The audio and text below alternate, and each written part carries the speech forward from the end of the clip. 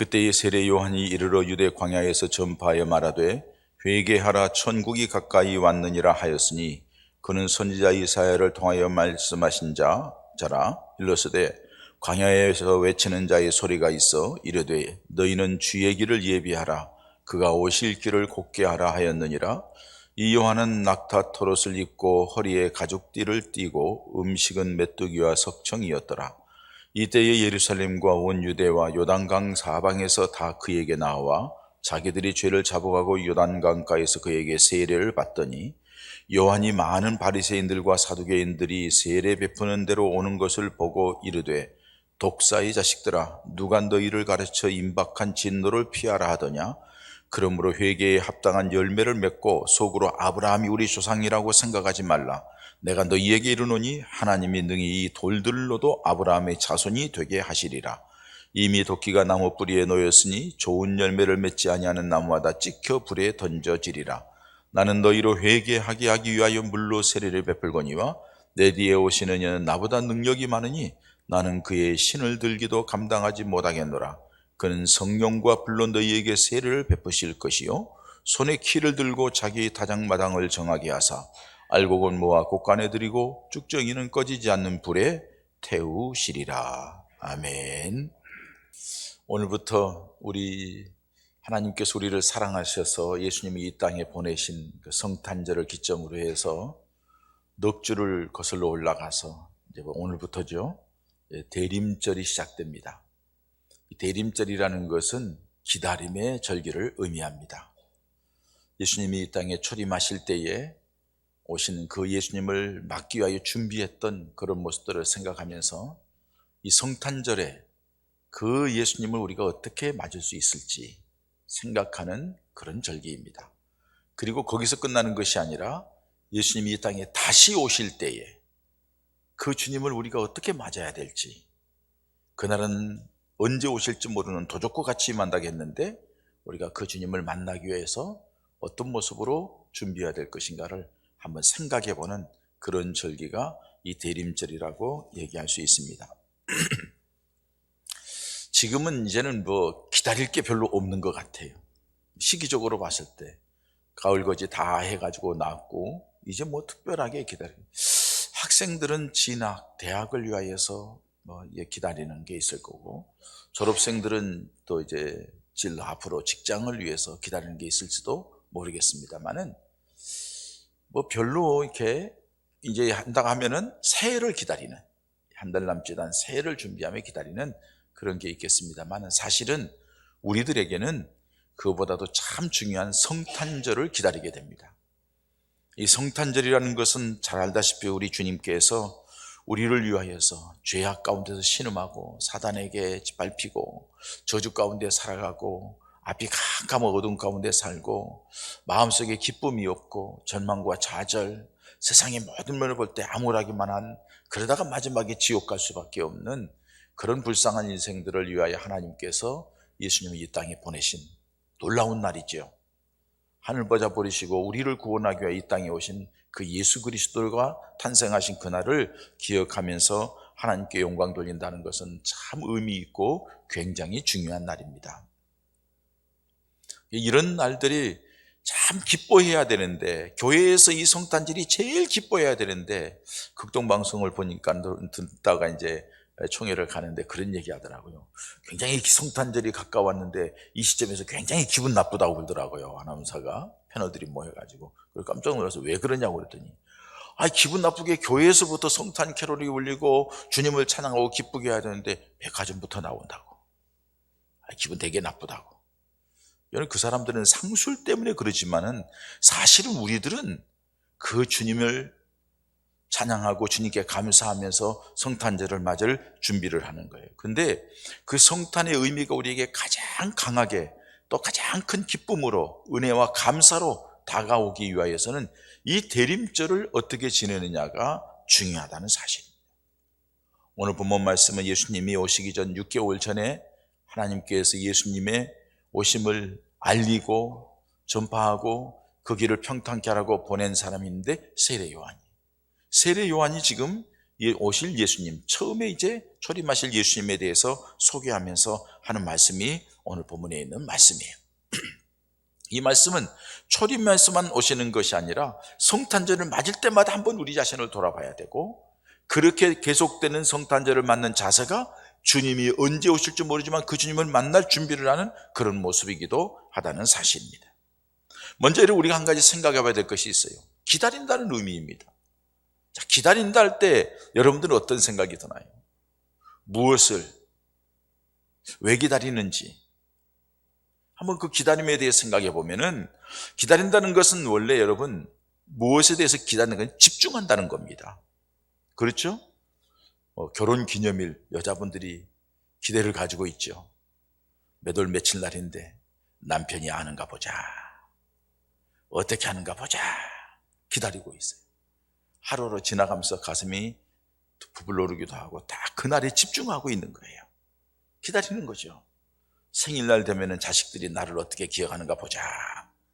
점점 다가오는데 이거 까먹지 않았나? 그날에 집중하고 있는 거예요. 여러분, 성탄절을 맞는 것도 기다리는 건 우리 집중하는 거예요. 예수님이 오실 날을 기다리면서 준비하는 것도 예수님을 깊이 생각하면서 집중하는 거예요. 그게 믿음 생활이에요. 주님이 언제 오실 줄 모르는데 어떻든 오신다 했으니까 예수님을 깊이 생각하며 그날을 기다리는 거예요. 여러분, 성탄절의 주인이 누구입니까? 예수님이세요. 성탄절에 예수님이 없는 성탄절을 만나가면 이거는 불행이에요. 그러니까 우리가 이 성탄절이 기다리는 대림절에는 예수님께 초점을 맞추고 예수님이 집중하는 것, 이게 바로 성탄절을 지키는, 성탄절을 기다리는 성도의 모습이고, 다시 오실 주님 분명히 오신다 했는데 그 주님을 바라보며 사는 게 믿음 생활이에요.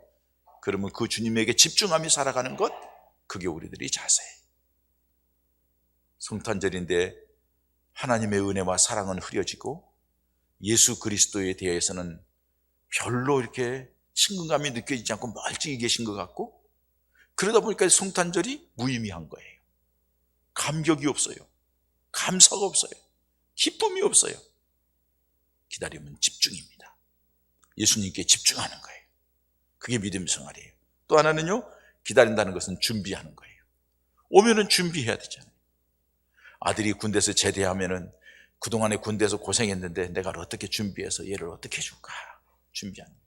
제대하는 아들도 제대를 앞두고 나면은 사회에 나가서 어떻게 할까 준비하는 거예요.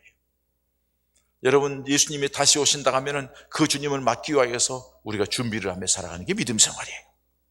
성탄절을 맞으면서 이번 성탄절, 21년도의 성탄절은 내가 하나님 앞에 어떻게 드릴까 지금부터 준비하는 절기가 바로 이 대림절의 의미라는 거예요. 뿐만 아니라 기다린다는 것은 기대한다는 뜻도 있죠. 기대를 갖는 거예요. 그 시간에 대하여서, 그 일에 대하여서, 그 사람에 대하여서. 예수님을 기다리는 것은 예수님이 어떤 모습으로 임할지 기대가 되잖아요. 예수님이 나를 보면 뭐라고 하실지 기대가 되잖아요. 하나님 나라에 가면은 내가 하나님 나라에서 어떤 모습으로 그 나라는 어떻게 될지 기대가 되는 거죠. 기대하며 있는 것이 바로 이 대림절의 의미라고 얘기할 수 있습니다. 여러분들, 이 대림절의 의미를 여기에 두고서 주님과의 관계를 다시 회복하는 그런 은혜가 있게 되기를 축원합니다. 막연하게 지내서는 안 된다는 거죠. 그렇게 주님을 기다리는 자세, 이 대림절에 성탄절을 맞기 위하여 준비하는 자세 어떠해야 될까 하는 것에 대해서 오늘 본문의 세례 요한을 통하여 주시는 말씀, 또 세례 요한의 모습을 통하여 볼 수가 있어요. 먼저는 여러분, 세례 요한이 예수님이 오신 것을 증거하는 것을 볼 수 있어요. 이제 메시아가 오신다 하고 증거를 해요. 이 얘기를 다른 말로 표현하면은 세례 요한이 예수님을 기다리면서 예수님을 증거하고 예수님을 드러내고 예수님을 자랑했던 것처럼 우리를 또 마찬가지죠. 성탄을 맞으면서 우리 주님이 우리를 위하여 오셨어. 당신은 그거 모르지?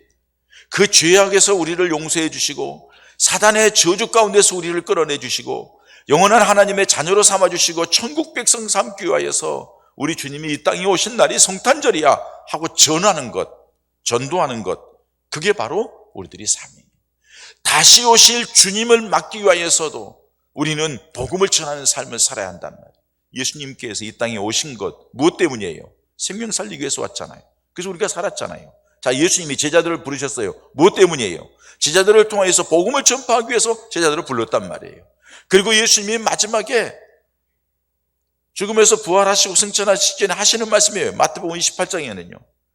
너희가 세상 끝날까지 땅 끝까지 가서 아버지와 아들과 성령의 이름으로 제자를 삼아 세례를 주러 제자를 삼으라는 거예요. 그들을 구원해내라는 거예요. 너희 사명이 그거라는 거예요. 사도행전 1장에도 보면 뭐라고 그래요? 예수님께서 아버지께서 너희들에게 약속하신 그것을 기다리라. 너희가 몇 날이면 어때요? 성령을 받으리라. 오직 성령이 너에게 임하시면 너희가 권능을 받고 예루살렘과 온 유대와 사마리아 땅까지는 내 증인이 되리라. 주님이 원하는 건 뭐예요? 다시 오실 주님을 만나기 위해서 너희들이 해야 할 일이 있다? 복음을 전하는 거예요. 전도하는 거라는 거죠. 우리가 우리 자신을 한번 돌아보면서 이 성탄절을, 이 기쁜 소식을 우리 주님께서 우리에게 주었는데 이 기쁜 소식을 내 안에 간직하고 있으면 당연히 기쁜 소식을 전하면서 알게 해야 되는데 우리의 마음속에 그 기쁨의 소식이 흐려져 있어요. 주님이 우리의 마음속에 가득 차 있질 않아요. 그러다 보니까 성탄도 그냥 연중 행사, 별로 큰 기쁨이 없어요. 이게 우리를 슬프게 하는 거고 이게 하나님 앞에 부끄러움이라는 겁니다. 그래서 우리 총회에서도 이번에 좀 제가 임원돼서 이렇게 하면서 이걸 좀 합시다 해가지고 하는 게 있어요. 사실 종로 5가가 한국 교회의 어떻게 보면은 기독교 성지와도 같은 곳이라고 할 수 있습니다. 왜냐하면은 거기 중심으로 해서 선교사들이 거점을 가지고 활동했기 때문에 그렇습니다. 지금 총회 본부 있는 자리도 선교사들이 준 땅이고 여전도 회관 있는 곳도 선교사들이 준 땅이에요. 그래서 거기 건물을 짓고 이렇게 세워져 있는 거예요. 그런데 지금 여러 가지 세월이 지나면서 이 성탄의 의미가 사라지고 교회에 대해서 자꾸 좋지 않게 얘기하면서 이제는 종소리도 못 치게 만들고 차이면도 못 울리게 만들고 심지어는 뭐 여러 가지 제약이 많잖아요. 불도 환하게 비치지 말라고 막 얘기하고. 근데 연등 행사는 다 하잖아요. 교회에서. 진짜 빛은 우리 예수님이 오신 건데 그 빛을 비추자. 그럼 어디서부터? 종로가부터. 그래서 우리 교단본부 앞에 성탄불을 비치고 배너를 달고 시작하고 그리고 그 근방에 있는 연동교회, 동순교회, 명주관교회 세 군데 거점을 해서 그 교회에서 내부적으로 장식만 하는 것이 아니라 외적으로 나간다. 그래서 그 교회 주변에 좀 멀리 떨어질 때까지 불을 지피신다. 그리고서 그 불이 내년도에는 더 멀리 그래서 그 교회 세 교회 서너 교회 거점을 해서 도로 전체가 쫙 불러면 되고 거기다 포토존도 만들고 해서 사람들이 지나가면서 무엇인가 생각하고 무엇인가 깨닫고 교회를 한번 돌아볼 수 있는, 거기서 끝나는 것이 아니라 그 근방에 있는 쪽방촌 160명 사는 곳에 가서 우리가 구호품도 드리고 또 여러 가지 힘들게 어렵게 살아가는 것에서 쌀도 주고 연료비도 주고, 그래서 이제 12월 17일 날 그 행사를 하루 종일 하려고 준비를 해놓고 있어요. 왜? 단순히 빛만 비치는 것이 아니라 복음을 전하는 거룩한 영향력을 미쳐야 되니까. 그래서 우리 총회 주제가 복음으로 교회를 새롭게 하고 세상을 이롭게 해보자. 그래서 지금 그런 행동을 하는 거죠. 무엇 때문에요? 그리스도의 사랑을 전하는 거예요. 복음을 전하는 거예요. 그게 성탄절을 맞는 의미라는 거죠. 그리고 성찬을 맞을 때 주님께서 우리에게 주신 그 은혜를 이렇게 감사하고 기뻐서 이렇게 했습니다 하는 자세가 필요하다는 거예요. 뿐만 아니라 세례요한의 모습을 보면은 자기 자신이 입고 있는 옷이 어떻다고 그랬습니까? 4절에 이 요한은 낙타 토롯을 입고 허리에 가죽띠를 띠고 음식은 메뚜기와 석청이었더라. 어떻게 보면은 야인처럼 세상과는 격리된 모습, 살아가는 모습이 일상과는 다른 모습. 아, 참 그렇게 살았네. 요새 산속에서 사는 사람처럼 그렇게 사는 것처럼 이렇게 구별되게 살았네 하고서만 생각할 게 아니라 이 세례요한의 이런 모습은 어떻게든지 간에 경건하게, 어떻게든지 간에 주님과의 관계를 더 밀접하게 하나님의 말씀대로 세상에 물들지 아니하고 영적으로 깨어있는 경건한 생활하는 모습을 이렇게 표현하고 있는 거예요. 주님 모시기 위하여서 먼저 보내서 그 주님의 길을 예비하는 세례요한이 이런 모습으로 살았다 하면은 우리를 또 다시 오실 주님을 맞기 위하여서는 육신적인 것, 먹는 것, 세상 것, 이런 것에 연연해서 끌려다니는 것이 아니라 주님을 바라보면서 우리 내면의 영성과 하나님과의 관계를 새롭게 하면서 점점점 준비하며 나아가는 자세가 우리에게 있어야 한다는 사실이에요. 그렇기 때문에 어떻게 보면 이 대림절은 또 하나의 매듭을 짓는 거란 말이에요. 하나님 앞에 우리들의 삶의 모습을 돌아보고 다시 한번 찔끔 매듭을 짓고 성탄절을 향하여서 믿음으로 준비하여서 주님을 기쁘시게 하는 모습으로, 주님을 만날 때 부끄럽지 않은 모습으로, 성탄절에 주님이 나를 위하여 이 땅에 오셨는데 주님 그 은혜로 내가 이렇게 살았습니다 하는 감사하는 모습으로 나가기 위해서 매듭을 짓는 과정이라고 할 수가 있습니다. 잘 매듭을 지어서 성탄절이 기쁨과 감사의 절기로 만들어 가시기를 축원합니다. 그것이 매일매일 계속될 때에 우리 주님이 도적구같이 호련히 이 땅에 오실 때에 아멘 주 예수의 오시옵소서 하고 당당하게 주님을 맞을 수 있는 믿음의 성도들이 될 줄 믿습니다. 뿐만 아니라 세례요한을 통해 주시는 말씀이 뭐예요? 회개에 합당한 열매를 맺고서 주님을 맞을 준비를 하라고 6절에서 8절까지 말씀합니다. 예수님을 맞을 준비를 하기 위해서는 너희가 먼저 해야 될 일인데 그게 뭐냐? 회개라는 겁니다. 그래서 세례 요한은 회개의 세례를 전거했던 것을 볼 수가 있습니다. 예수님께서 우리와 함께 하실 수 있도록, 그리고 예수님의 마음에 맞는 믿음의 사람이 가는 첫걸음은 뭐냐? 지금까지 살아온 삶에 대해서 재정립을 하고 하나님의 사람으로, 주님의 사람으로, 믿음의 사람으로 다시 태어나는 그 과정이 있어야 되는데 그게 뭐냐? 회개라는 터널을 지나야 한다는 사실입니다. 죄악된 모습으로는 주님을 만날 수가 없기 때문입니다. 그렇기 때문에 회개하라 천국이 가까웠느니라 하고 단언하게 선언하는 것을 볼 수가 있고, 그 세례 요한이 그 말씀을 외치자 바리새인들과 사두개인들이 세례 베푼 대로 와가지고서는 자기 이제 용서받고 그 메시아를 만날 준비를 하겠다 하니까는 아주 세례 요한이 혹독하게 야단을 치죠. 이르되 독사의 자식들아, 누가 너희를 가르쳐 임박한 진노를 피하라 하더냐. 이 독사 새끼들아, 너희들이 어떻게 하나님을 믿는 이 메시아를 만날 자격이나 있어? 회개에 합당한 열매를 맺으라. 하나님께서는 이 돌들로도 아브라함의 자손을 만들 수 있는데 너희들에게 그 은혜를 줬는데 그렇게 하지 못한 것, 회개에 합당한 열매를 맺으라고 책망하고 꾸짖는 모습을 볼 수가 있어요. 여러분, 우리가 다시 오실 주님을 만나기 위해서는 정말 우리의 삶을 돌아보고 회개하고 회개에 합당한 열매를 맺으면서 나아가야 될 줄 믿습니다. 불편하지요? 회개를 얘기하면 다 싫어해요. 그러나 여러분, 회개의 강을 건너지 않냐고는 결단코 은혜의 자리에 들어갈 수가 없다는 사실이에요. 주님을 만날 수 없다는 사실이에요. 우리가 이 대림절을 맞이해서 다시 한번 우리 자신의 삶을 조곤조곤 돌아보면서 하나하나 정리하면서 회개에 합당한 열매를 맺어갈 때에 성탄절에 하나님이 주시는, 예수 그리스도를 통해 주시는 그 놀라운 은혜가 우리에게 새롭게 임할 줄 믿습니다. 성탄절은 행사로 끝나는 게 아니에요. 주님의 오심에 대한 것에 대해서 다시 한번 생각하고 그 은혜를 회복하는 것이 성탄절의 의미예요. 그렇기 때문에 대림절이라는 것은, 이 성탄절을 맞기 위하여 걸어가는 대림절이라는 것은 다른 말로 표현하면 집으로 돌아가는 절기라는 뜻이에요. 집으로 돌아간다는 거예요. 여러분, 집으로 돌아간다는 것을 얘기하면 생각나는 게 있죠? 누가복음 15장의 탕자의 비유가 생각나죠. 하나님이 주신 자기 아버지에게 받은 것, 그 은혜를 가지고 나가서 마음껏 육신적인 삶을 살다가 이제는 다 잃어버리고 더 이상 의지할 데가 없으니까는 돼지 치는 데 가서 돼지가 먹는 것 먹으려고 하는데 그것도 마음대로 주지 않고 너무 비참한 자기 자신을 보고 아버지께로 돌아가는 길이 사는 길이다 하고 아버지께로 돌아가잖아요.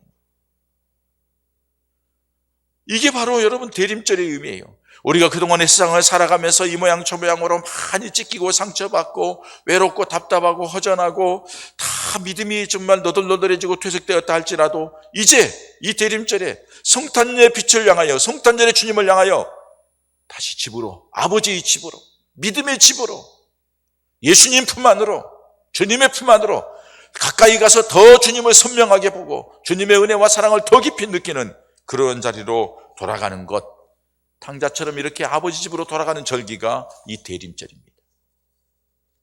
그래서 그 아버지 품에 안겨서 다시 회복되고 풍성한 잔치 속에 기쁨을 누린 것처럼 우리에게도 이 대림절 기간이 지나 성탄절에 그런 은혜가 있어지기를 축원합니다. 여러분, 이렇게 이 과정을 지난 뒤에 또 한 가지 해야 될 것은 주님이 원하는 모습이 있다는 거죠. 우리에게 주님이 원하는 모습이 있어요.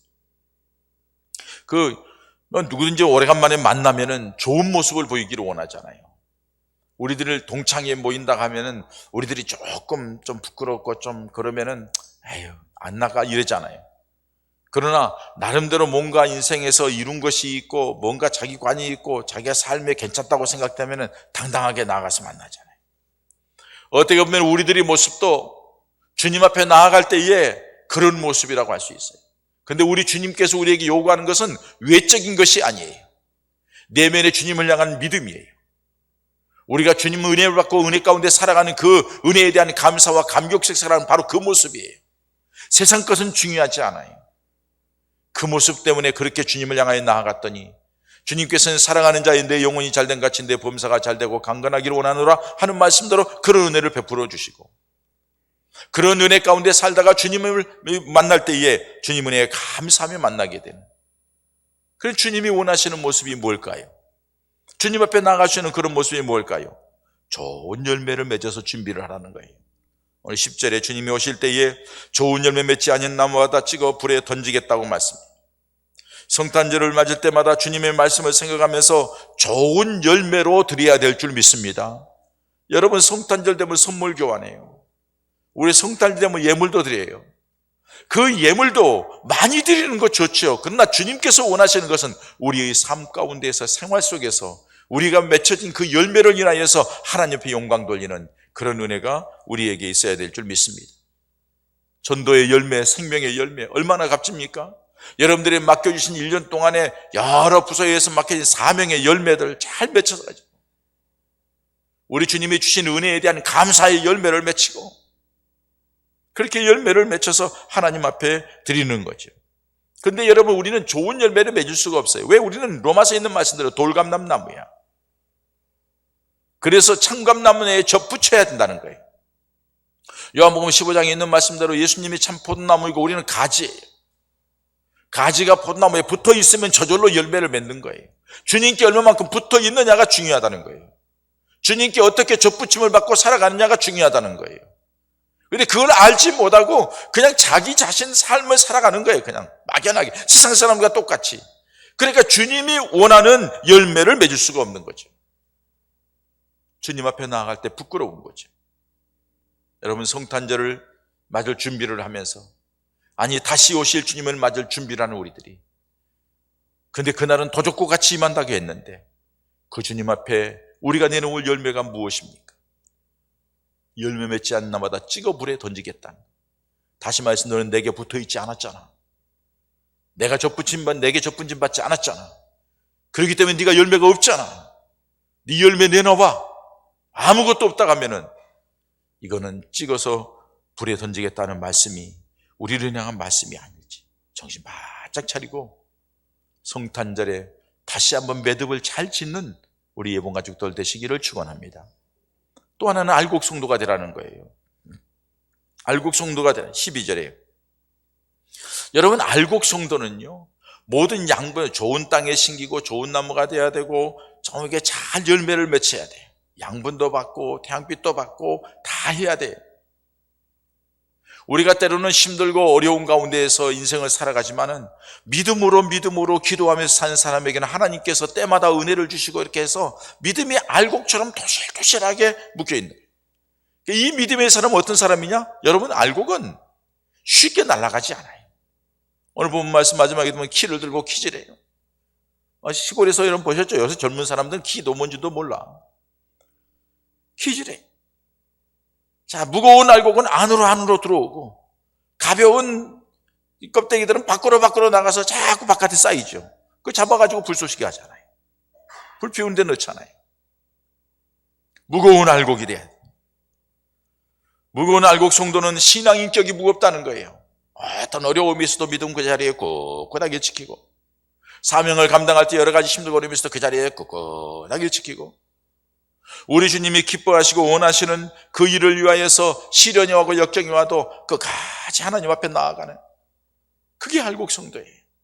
내실이 가득한, 그냥 되어지는 건 아니잖아요. 내 안에 주님으로 충만하고 은혜로 충만하고 감사로 충만하고 주님이 내게 이걸 가지고 기대를 하고 있다는 것에 대한 그 기대에 대하여서 거룩한 부담을 가지고 주님 앞에 믿음으로 잘 못하니까는 무릎 꿇어 기도하고 잘 못 부족하니까 주님 앞에 도움을 청하고 그랬더니 하나님이 은혜를 주시어서 오늘까지 오게 하신 거예요. 앞으로도 그런 은혜가 우리에게 있어야 될 줄 믿습니다. 무거운 믿음이에요. 그래서 베드로에게 내 믿음이 크도다. 내 믿음이 크도다 하는 말은 무슨 말이에요? 이제 내가 내 이름을 개발하리라. 반석이라 하리라. 믿음이 크다는 것은 믿음이 무겁다는 뜻이에요. 그래서 내 이름을 개발하리라는 것은 반석이라는 바위덩어리처럼 무거운 믿음이 있어서 내가 그거 기뻐한다. 그 위에 교회를 세우겠다는 거죠. 무겁다는 거예요. 또 믿음이 크다는 것은 길다는 거, 길다는 거예요. 도중에 끊겨지지 않았다는 게 끝까지 길게 연결되어 있다는 것을 얘기하는 거죠. 우리 예본 가족들이 2021년도 대강절을 지내면서 이 대림절 기간 동안에 성탄절 향하여 가는 과정 속에 우리 믿음이 알곡으로 새로워지는 은혜가 있기를 축원합니다. 무거운 믿음, 흔들리지 않는 믿음. 뿐만 아니라 알곡은 고개를 숙이죠. 무거우니까 고개를 숙이잖아요. 우리 앞에 감나무 있었잖아요. 대봉이 열리는데 한 가지에 막 여러 개니까 막 가지가 찢어질 것처럼 이렇게 쳐져요. 많이 열리는 가지는 쳐지는 거. 그렇지 않아요. 벼도 여러분 이삭이 딱 연결어두면 고개를 싹 숙이잖아요. 겸손해지는 거예요. 무게가 있어 겸손해지는 거예요. 누가 뭐라 해도 그거 중요하지 않아. 주님 앞에 서는 게 중요해. 그렇기 때문에 고개를 숙이는 거예요. 여러분들 벼 농사를 하면서 이렇게 보면 피나 쭉정이들은요 고개 바짝 들고 있잖아요. 가서 뭐 열매도 하나도 없는 것들이 아무 유익도 없는 게 그 밭에 서가지고서는 피해만 주는 게 고개 바짝 세우고 서 있잖아요. 당시에는 별 볼 일을 잘 모르지만은 나중에 다 정리할 때는 불쏘시개로 들어가는 거예요. 여러분 하나님의 은혜가 감사하고 주님의 사랑이 감사하고 내가 믿음으로 지금까지 지켜오면서 살 수 있도록 주님이 도와주신 것이 감사해서 항상 감사로 고개를 숙이면서 하나님께 영광 돌리는 은혜가 있어지기를 축원합니다. 그리고 알곡은 결국에는 곳간에 드리는 거죠. 주님과 함께 사는 거예요. 주님의 영광스러운 자리에 들어가는 거예요. 마태복음 25장에 있는 달란트 비유처럼 맡겨진 사명 잘 감당했을 때 잘하였다 착하고 충성된 종아, 내가 적은 일에 충성했으니 내가 너에게 많은 것으로 맡기리라. 내 주인의 즐거움에 참여할지어다 하고 함께 그 자리에 가는 거예요. 여러분 우리가 성탄절을 맞는 것은 이 성탄절의 기쁨을 간직하고 또 우리가 더 은혜 가운데 거하고 그런 일이 해를 더해가면서 더 주님의 사람으로 알곡성도가 되어가서 주님이 이 땅에 어느 날 오시는 날, 아니 주님이 우리를 부르시는 날에 주님 앞에 주님 내가 여기 있습니다. 하나님의 아들이 하나님의 딸이 주님을 향하여 나아갑니다 하고서 기쁨으로 나아가는 그런 축복된 은혜가 있어지기를 축원합니다. 그러기 위해서 이 대강절에 매듭을 잘 짓는 우리 예본 가족들 모두가 되기를 소망합니다. 주님을 맞을 준비를 하면서 이 대림절을 지나고 성탄절을 맞으면서 다시 한번 하나님 앞에 우리의 모습을 재정립하고 그래서 주님 영광을 찬양하고 감사하고 기쁨이 되고 그러면서 그 은혜로 또 새해를 믿음으로 승리하며 나아가고 그런 것들이 계속되면서 우리 하나님의 영광의 도구가 되고 기쁨의 열매들이 되시기를 주님의 이름으로 축원합니다. 이 시간 우리 함께 기도하십시다. 하나님, 우리가 하나님의 은혜 가운데서 지금까지 살아왔는데 우리가 너무 주님을 잃어버리고 육신의 것에 매여 세상 것에 매여 살았습니다. 세례 요한처럼 우리 주님을 만나기 위하여서 우리 자신을 경건하게 준비하여 살게 하시고 세례 요한처럼 주님을 증거하면서 살게 하시고 그리고 세례 요한이 말한 것처럼 세상에 매이지 말고 영성을 가질 뿐만 아니라 회개에 합당한 열매를 맺고 또 우리 하나님께서 원하는 것처럼 좋은 열매 맺고 알곡성도로 살아갈 수 있도록 은혜를 베풀어 달라고 이 시간 우리 함께 기도하겠습니다. 사랑의 하나님 아버지 감사합니다. 아버지 하나님께서 우리에게 기대를 가지고 은혜를 베풀어 주시고 축복해 주십니다. 우리가 그렇게 살지 말아서 감사하시고 주여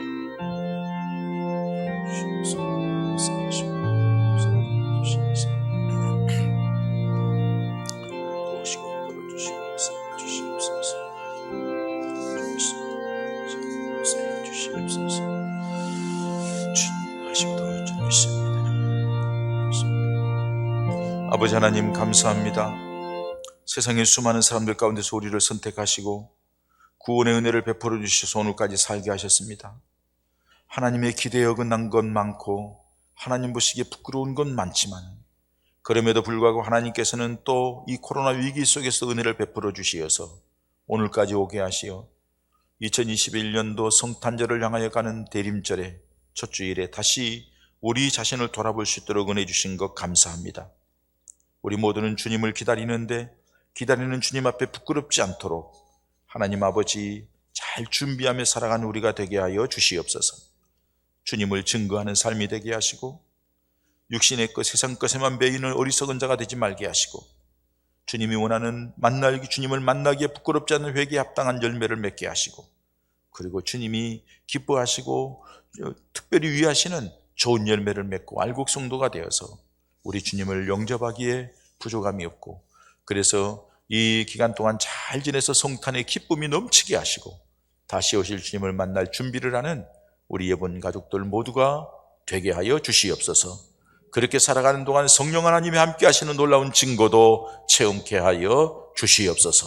예수님의 이름으로 기도하옵나이다. 아멘.